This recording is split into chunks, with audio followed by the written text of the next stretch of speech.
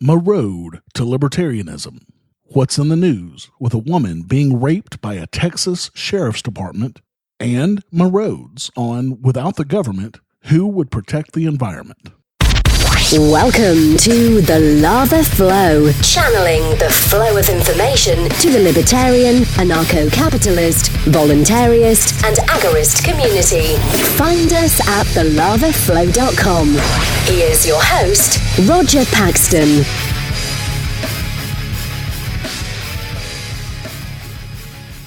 Thank you for joining me this week, coming to you from Lava HQ. From the state where its natural hot springs has bathed the likes of Franklin Delano Roosevelt, Babe Ruth, and Al Capone, this is the show that will bring you the people, places, and events that everyone in the Liberty Revolution needs to know. You can catch me on Twitter at the Lava Flow Pod. This is episode 18, the Muh Road to Liberty edition, and it's Tuesday, August 18th, 2015. When we've already had more than 725 people killed by police this year alone. What's rustling my jimmies this week? You're about to find out. Let's do it to it.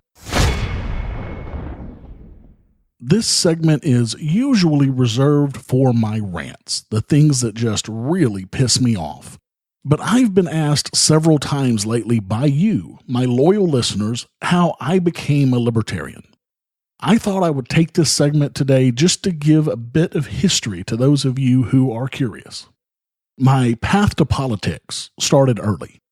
My mother was a Republican and my dad was a Democrat, mainly because he was a union member, since most of his political leanings were conservative in nature. Since my mom was a stay-at-home mother, she pretty much raised me as a conservative, and it stuck for a long time. I remember well listening to Rush Limbaugh with her when I was young and being excited when we went to war with Iraq in 1990 when I was 14 years old. I called all of my friends to tell them the big news, we're at war, yay! I was a warmonger to the core. I carried signs and went door to door with my mother when she ran an ultimately unsuccessful bid for city council in our smallish town in 1992. 2 years before I graduated high school. In 1996, I sought out and joined a quasi-militia group because I was terrified of the path that Bill Clinton was taking our country. And I wanted to be prepared for anything, including the end of the world. This was my first introduction to the Libertarian Party, as another member of the group talked about the party often. He also talked quite a bit about Ron Paul, who was someone at the time that I had never heard of. I began my search around this time, contacting the LP and following Ron Paul's career very closely.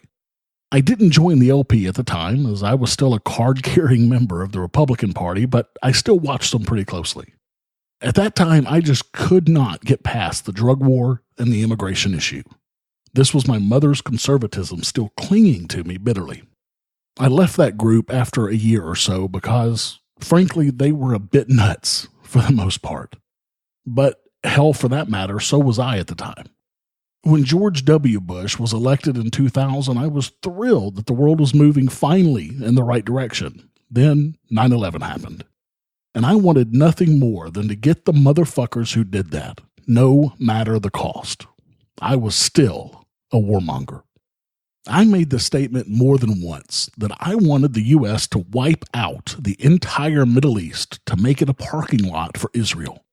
I wanted revenge on a people, men, women, and children who had nothing to do with it. Did I mention I was nuts at the time?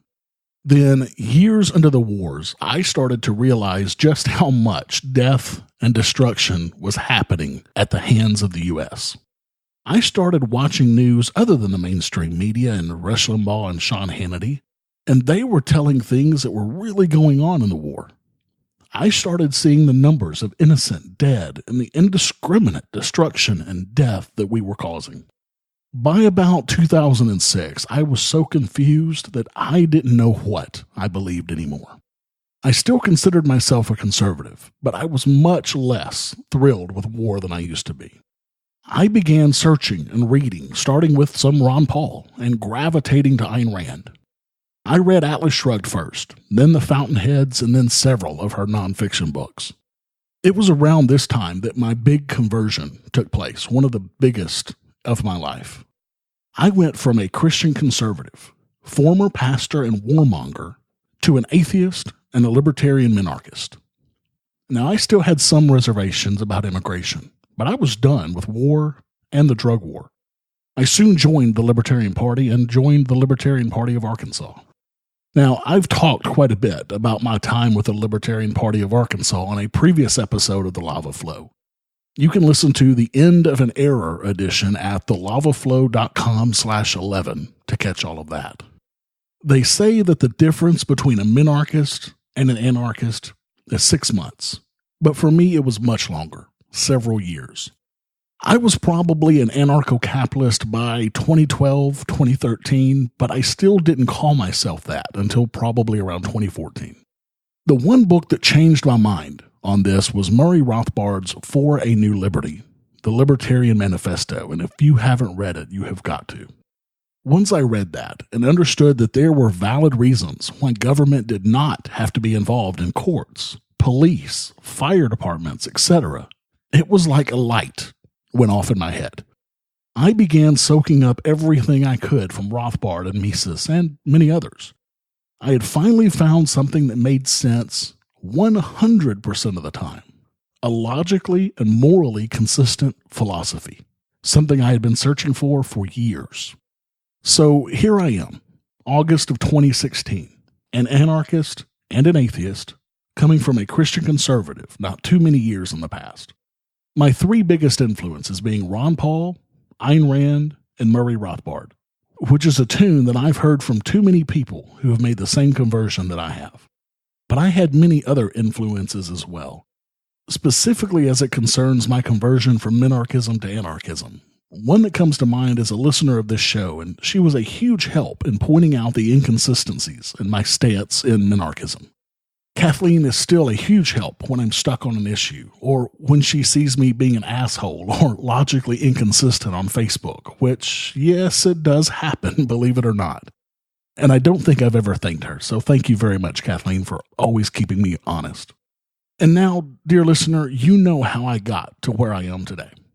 I first considered doing a podcast around 2010 or so, originally wanting to put out information for Arkansas libertarians. For years, I went back and forth on the idea of doing various podcasts because I have always loved the medium since its infancy.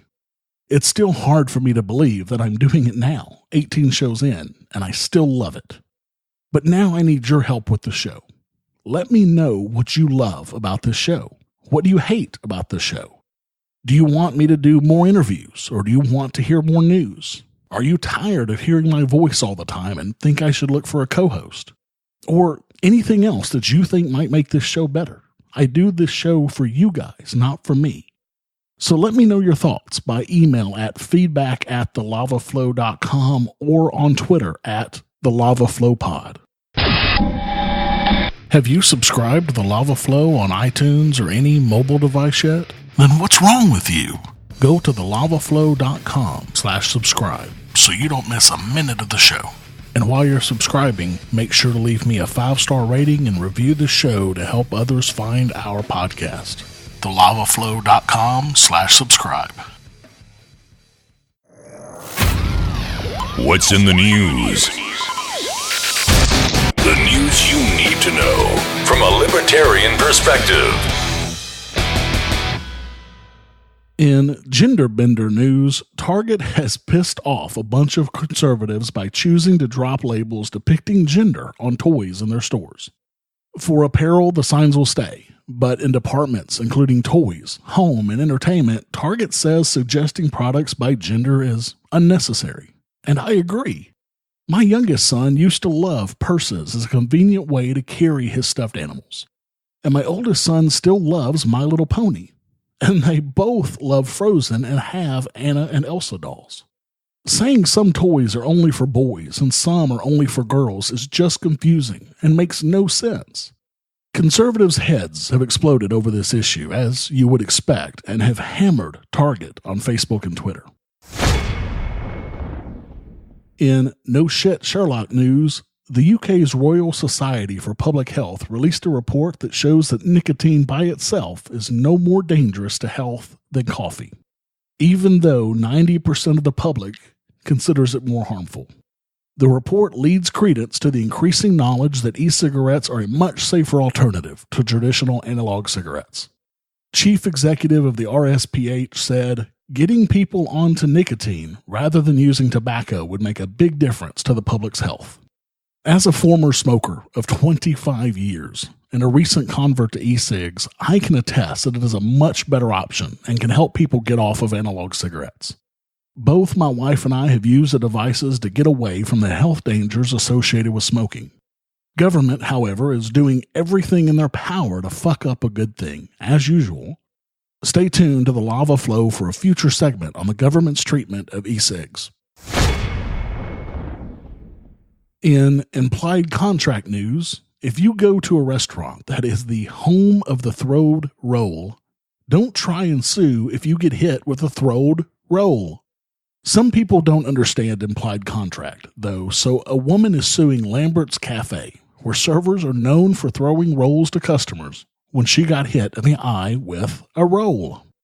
She is seeking $25,000 in damages to cover medical and legal fees after she apparently sustained a lacerated cornea with a vitreous detachment, and all head, neck, eyes, and vision were severely damaged. The lawsuit claims that the restaurant should have known about the dangers involved in their signature practice.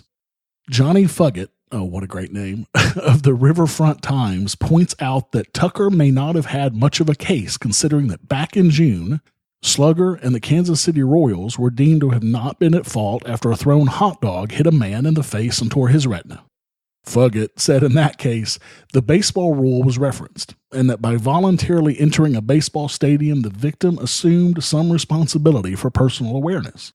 She points out that home of the throwed rolls is posted all over the restaurants, which could mean that Lambert's diners assume they are putting themselves at risk of being hit by a flying roll upon entering the establishment. In No Still Means No news, apparently holding a woman down and forcibly penetrating her vagina to search for pot is official policy in Harris County, Texas. A spokesperson for the Harris County Sheriff's Department told a local news TV station that the deputies did everything as they should when two deputies held a woman's legs apart while they forcefully raped her with their fingers on the concrete of a Texaco gas station parking lot during a stop for running a stop sign, all on the word of a deputy who, quote, smelled pot, and all without a warrant. Let's not mention that there are literally dozens of things that have a similar odor to pot. Let's talk about the fact that pot in Texas is a misdemeanor, unless it's over 4 ounces. This is a lot of pot, and would be extremely difficult to hide in someone's vagina. Yet this didn't stop the deputies from going above and beyond the call of duty to try and find some way to charge this woman with a felony. The woman in question was arrested for resisting arrest. Frankly, she had every right to resist what amounted to her rape. I would love to sit on that jury. And in a bit of personal news, I started a new job last week as the Director of Information Technology for a transportation company in the Mid-South area. It was a crazy week trying to get acclimated to the new office and the new IT environment, and I ended up putting 65 to 70 hours last week. This is a big step up from my previous position as IT manager for a healthcare company and a significant increase in pay, but also a significant increase in responsibility. The place I'm working basically needs a complete IT overhaul and is going to take a huge amount of time doing that. But damn, is it going to be fun. Wish me luck, everybody. Exercise your free market muscles by going to thelavaflow.com/support and giving a per episode donation of as little as $1 an episode, or use Bitcoin. Get exclusive content, rewards, and help the Lava Flow become fiscally neutral while providing you more content. thelavaflow.com/support. Hey, Doc, we better back up. We don't have enough road to get up to 88. Roads? Where we're going, we don't need roads. Without the government, who would protect the environment? The U.S. Environmental Protection Agency accidentally released an estimated 3 million gallons of orange-brown toxic mine water and sludge into the Animas River in Colorado. The water broke free from a shoddy dam at the Gold King mine, where EPA officials say that a blockage of loose soil and little more was holding in this toxic wastewater at the former gold mine. The EPA had been working at the property as part of a plan to remediate the site and stop a long-time slow flow of acidic, heavy metal-laden wastewater from other nearby mines. The EPA's test of the wastewater found substances known to be harmful to human health, including lead, arsenic, cadmium, calcium, aluminum, copper, and other heavy metals at high concentrations. EPA officials told reporters that the impact on human and environmental health was not immediately clear because toxicologists are still analyzing data from water samples. David Ostrander, the EPA's head of emergency management, said, "First off, I'd like to just say I'm sorry for what happened." You think? This is a huge tragedy, and it's hard being on the other side of this in terms of being the one who caused this incident. We usually respond to emergencies. We don't cause them. The water will also move through Native American reservation land, possibly impacting drinking and agricultural waters as it joins the San Juan River. Quote, "This is an all too familiar story on the lax oversight responsibility of the U.S. government," said Russell Bigaye, president of the Navajo Nation, in a statement. "It is unfortunate that we have to once again tell our people to stay away from the river due to the release of dangerous chemicals in our water." Bigaye also called on the EPA to immediately release details of the water's contaminants. Agency officials, saying they didn't realize the severity of the event, didn't tell community members until a full day after fluorescent orange water began flowing through the center of western towns. The lack of notification may have caused the water to be used to irrigate crops in the area, as farmers weren't aware that the water was contaminated. Now, many of you have heard this show long enough to know that I'm an anarcho-capitalist and I believe that there should be no government. When I tell people this, two of the most common arguments that I get are who will build the roads and who would protect the environment, generally depending on whether I'm talking to a conservative or a liberal. I wasn't always an ANCAP. I was once a warmongering conservative, as I talked about earlier, and I used to wonder the same things. But now I realize that the government causes much more harm than good, and generally does the exact opposite of what they propose. Government is the epitome of unintended consequences. A perfect example is Obamacare. It was billed as making healthcare more efficient and cheaper.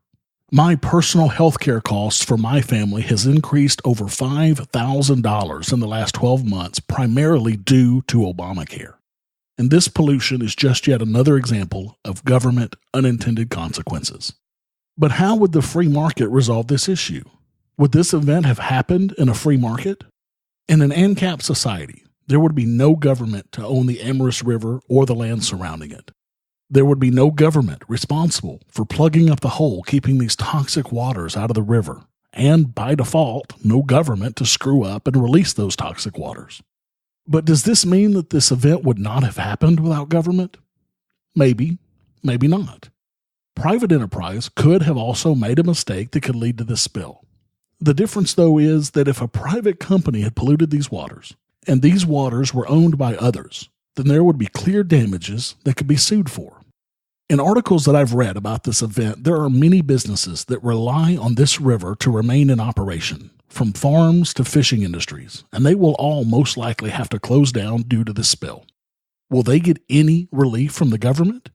Not likely, but they would have an avenue for relief in an ANCAP society. As I talked about in episode 6 of this show at thelavaflow.com/6, in a free market society, the people who were harmed by this spill would have full recourse to sue the company responsible for full damages to make themselves as whole as possible. In today's society, government is protected by a de facto sort of immunity in cases like these. Even if someone tries to sue the government in court for damages, representatives of the government will decide if that same government is responsible and will determine if that same government has to pay. Talk about bias. Not to mention that if a company were responsible for not allowing the spill to happen, they would be much more careful than the government, who built a shoddy dam with silty soil to stop this toxic water.